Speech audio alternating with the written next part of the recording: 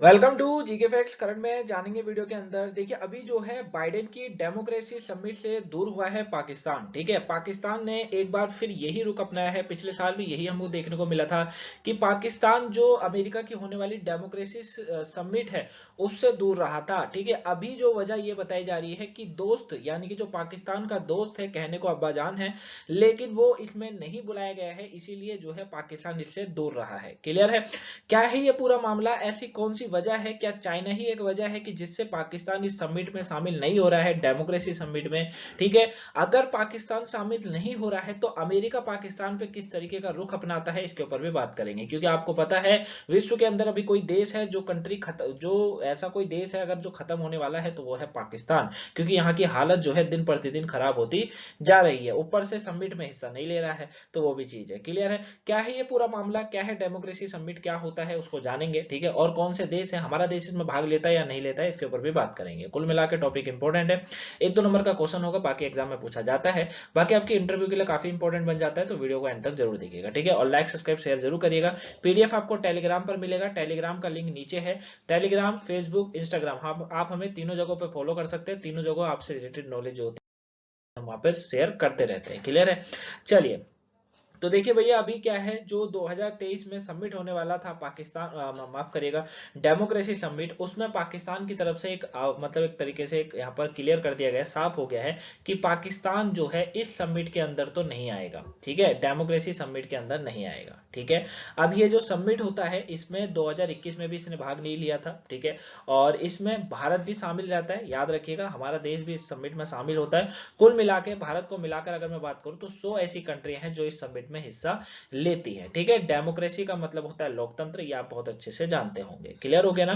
तो अभी जो है ये बात पूरी क्लियर है कि भैया अभी जो है ये तो इसमें भाग नहीं ले रहा है। ठीक है, याद रखिएगा।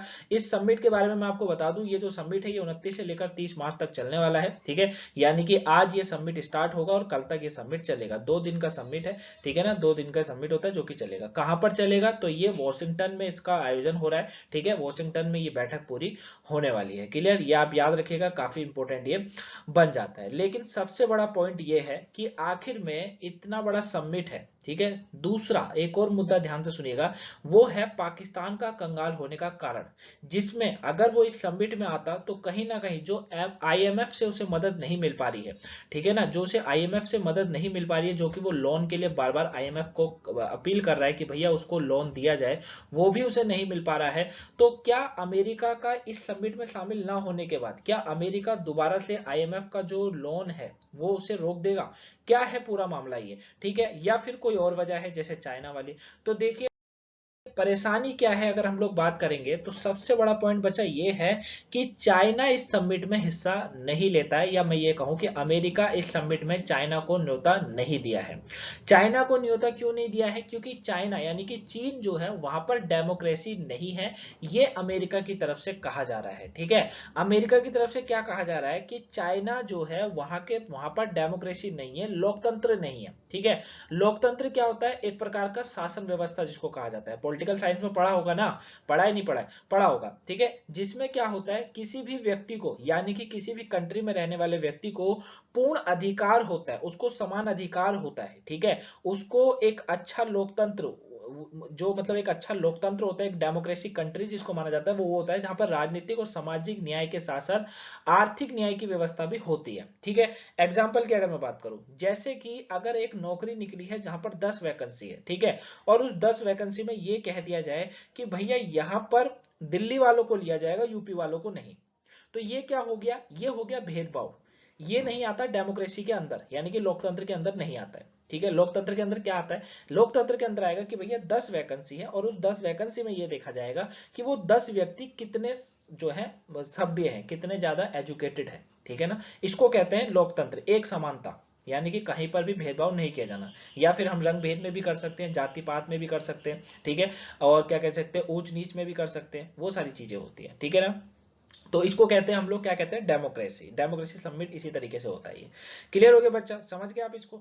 तो अमेरिका का ये कहना है कि भैया जो चाइना है ना वहां पर डेमोक्रेसी तो नहीं है, साथ में इसने तुर्की को भी नहीं बुलाया, तुर्की को भी नहीं यहाँ पर न्योता दिया गया है। अब इलेक्शन ट्रांसपेरेंट तरीके से नहीं होता है क्योंकि वहां, अब यहाँ पर तो जैसे अमेरिका ने चाइना में कह दिया वहां डेमोक्रेसी नहीं है, अब यहाँ पर कह दिया इलेक्शन ट्रांसपेरेंट तरीके से नहीं होता है, यानी कि कहीं ना कहीं यहां भी डेमोक्रेसी की बात आ गई है ना। दूसरी बात यह है कि चीन को चिढ़ाने के लिए ठीक है, आपने बोला कि चीन नहीं आएगा क्योंकि वहां डेमोक्रेसी नहीं है, फिर आपने ताइवान को क्यों इनवाइट किया है, जबकि चीन और ताइवान का झगड़ा रहता है हमेशा। ठीक है, तो आप समझ रहे हैं ना कि अमेरिका की जो दिमाग है, मतलब बाइडेन साहब जो चला रहे हैं, वहां की गवर्नमेंट जो दिमाग चला रही है, वो कहीं ना कहीं दुश्मनी निकाल रही है। समझ रहे हो, जो कि मैं हर वीडियो में समझाता हूं कि अमेरिका चाहता है विश्व शक्ति बनना और चाइना भी वही चाहता है।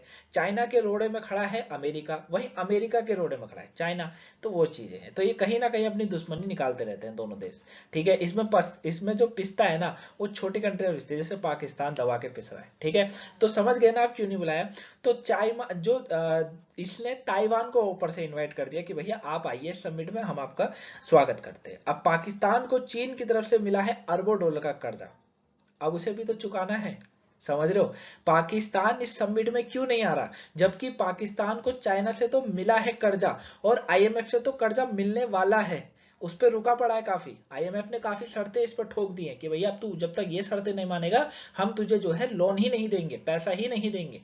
तू चाहे तेरी देश की अर्थव्यवस्था पूरी खत्म हो जाए, हमें मतलब ही नहीं है। आईएमएफ ने साफ क्लियर कर दिया इस बात को। लेकिन पाकिस्तान ने यह भी सोचा कि आईएमएफ तो पैसा दे देगा, लेकिन चाइना अपना पैसा मांग लेगा अगर मैं चला गया समिट में। तो इसने क्या कहा, पाकिस्तान को चीन की तरफ से जो मिले अरबों डॉलर का कर्जा है, अगर वो समिट में शामिल हो जाता है तो चीन उस फौरन से उस कर्जे का आधा करने की मांग कर लेगा, माफ करेगा, अदा करने की मांग कर लेगा, है ना। भैया चाइना तो साफ कहेगा छूटते ही कि तू समिट में हिस्सा ले लिया, तूने वहां पे मेरा दुश्मन देश भी था ताइवान, मतलब ताइवान को बुला रखा था, तूने समिट में हिस्सा ले लिया, अब तू एक काम कर, मेरा पैसा दे। वही चीज हो रही है यहाँ पर। इसके अलावा पाकिस्तान में कई प्रोजेक्ट चीन के पैसे से चल रहे हैं, इन्हें भी बंद किया जा सकता है। लिहाजा यही निकल कर आता है कि पाकिस्तान चीन को नाराज करने का जोखिम नहीं लेगा, क्योंकि आईएमएफ तो इतना पैसा नहीं देगा, क्योंकि अगर देगा भी तो शर्तें लगा देगा और चाइना दे देगा। समझ रहे मेरी बात को। तो ये है इसके परेशानी का कारण। आगे बात करता हूं, लेकिन इसके लिए करो और मरो की लड़ाई फिर एक और है। मतलब इसके लिए एक तरफ खाई है तो दूसरी तरफ भी खाई है, ये बीच में खड़ा है पाकिस्तान इस समय। वो क्या है, वो है पाकिस्तान को इस वक्त सबसे ज्यादा जरूरत अमेरिका की है। ठीक है, अगर अब पाकिस्तान को कोई पैसा दे सकता है तो अमेरिका देश दे सकता है, बस। क्यों, उसकी वजह है आईएमएफ। आईएमएफ यानी कि इंटरनेशनल मॉनेटरी फंड। ठीक है, इस इंटरनेशनल मॉनेटरी फंड से जो है वो 40% हिस्सा अमेरिका और नाटो देश का है। अब जाहिर सी बात है 40% हिस्सा है, अगर अमेरिका माफ करेगा आईएमएफ अगर 100 रुपए भी देगा तो पहले 100 रुपए देने से पहले 10 बार पूछेगा अमेरिका से और फिर नाटो से पूछेगा। समझ रहे हो, उनकी मंजूरी के बिना पाकिस्तान को कर्ज तो नहीं मिल सकता। अब इस कर्ज के मिले बिना ही पाकिस्तान किसी भी वक्त डिफॉल्ट हो सकता है। डिफॉल्ट का मतलब खत्म हो सकता है। अब हम ये मान सकते हैं कि पाकिस्तान के लिए एक तरफ कुआं दूसरी तरफ खाई जैसे हालात बन चुके हैं। यही मैं स्टार्टिंग में बोलना चाह रहा था, एक तरफ कुआं दूसरी तरफ खाई वाले हालात बन चुके हैं। और ना अमेरिका से वो पंगा ले सकता है और ना चीन से ले सकता है। लेकिन अमेरिका से तो इसने ले लिया, क्योंकि इसने साफ कह दिया मैं आपकी डेमोक्रेसी समिट में तो हिस्सा नहीं लूंगा। क्लियर है, ये चीजें आप समझ गए। मैं उम्मीद करता हूं कि चाइना पाकिस्तान क्यों नहीं मिल रहा है इनके साथ, ये आप अच्छे से इसको मैंने जो है आपको पूरी कोशिश करी है इसको अच्छे से समझाने की, और आप, मैं उम्मीद भी करता हूं आप समझ गए। लेकिन सबसे बड़ी बात बच्चा ये निकल कर आती है कि पाकिस्तान के लिए आईएमएफ की अगर वो शर्तें मान लेता है तो पाकिस्तान को कहीं ना कहीं आईएमएफ पैसा दे देगा। इसकी 3 शर्तें हैं जो कि आईएमएफ ने इससे कहा है तो मांग। ठीक है, ठीक है। आईएमएफ जो है वो पाकिस्तान के जो है मेमोरेंडम देने से इनकार कर दिया है। मेमोरेंडम मतलब ये वह मेमोरेंडम है जिसके हाथ लगते ही पाकिस्तान को बेल आउट पैकेज मिल जाएगा। ठीक है ना, बेल आउट पैकेज क्या होता है कभी मैं अच्छे से समझाऊंगा, अगर यहां समझाने बैठ गया तो बहुत लंबी वीडियो बन जाएगी। ठीक है बच्चा, ये चीजें हैं। तो आईएमएफ यही चाहता है कि पहले पाकिस्तान सरकार अपनी अर्थव्यवस्था को बेहतर करे, उसके बाद उनकी शर्तों को माने। पाकिस्तान सरकार के सामने कर्ज देने के लिए मुख्य तौर पर उसने 3 शर्तें रख दी है। आईएमएफ ने इसके सामने 3 शर्तें रख दी है। पहली शर्त सुनिए, आईएमएफ ने कहा है कि पाकिस्तान पहले से ही 900 अरब डॉलर सेक्युलर कर्ज का सामना कर रहा है। सेक्युलर कर्जा जो है वो है इसके पास। ऐसे में अगर अर्थव्यवस्था को रफ्तार देने के लिए पाकिस्तान सरकार अभी कोई कड़ा फैसला नहीं लेती है तो इसे पार पाने का आगे काफी मुश्किल होगा। ऐसे में पाकिस्तान की जनता से अलग अलग टैक्स के जरिए 170 अरब रुपए वसूलने की सलाह दी गई है। भैया इनको साफ बोला गया है, ये ना इनका समझ नहीं आ रहा है ये किस तरीके से सरकार चला रहे हैं, ठीक है, ये इनका नहीं आ रहा है समझ रहे हो। इन्होंने चीजों के दाम इतने बढ़ा दिए बहुत ज्यादा, समझ रहे हो, इतने चीजों के दाम बढ़ा दिए बहुत ज्यादा। तो वही यहाँ पर बोला गया कि भाई पहले आप अपनी अर्थव्यवस्था तो सुधारो यार, कम से कम अर्थव्यवस्था पे तो ध्यान दो, इकोनॉमी तो अपनी सुधार लो। इनसे क्या कहा जा रहा है, इनसे एक छोटी सी बात करी जा रही है कि भैया इसे अगर आपको पाना है, अगर आप कर्जा चाह रहे हैं तो आगे आपको काफी मुश्किल होगी। क्यों? क्योंकि यहाँ पर ऐसे में क्या हो रहा है, देखिए एक तो 900 अरब डॉलर का सेक्युलर कर्जा इनके पास सामना कर रहे हैं।